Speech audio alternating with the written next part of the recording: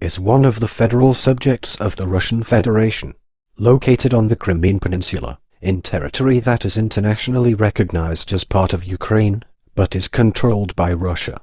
Ukraine and most of the international community do not recognize Russia's claim to Crimea and consider the republic to be the autonomous Republic of Crimea within Ukraine. The republic seceded from Ukraine following a popular referendum in 2014, which was considered illegitimate by the government of Ukraine and much of the international community. On the 18th of March 2014, one day after Crimea and Sevastopol seceded from Ukraine, Russian President Vladimir Putin signed a treaty of accession with Crimean and Sevastopolian leaders, which specified that Crimea and Sevastopol would join the Russian Federation as separate political entities. The Republic of Crimea is one of two constituent entities of Russia included in the Crimean Federal District, the other being the federal city of Sevastopol. History.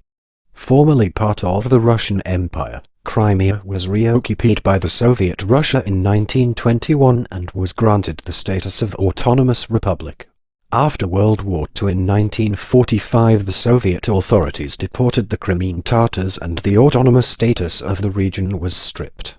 In 1954, the Presidium of the Supreme Soviet of the Soviet Union transferred the region to Ukraine. The Crimean Tatars were allowed to return to Crimea in the mid-1980s under Perestroika.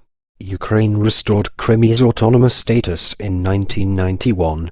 Crimea's autonomous status was further reiterated in 1996 with the ratification of Ukraine's current constitution, which declared Crimea to be the autonomous Republic of Crimea, but also an inseparable constituent part of Ukraine.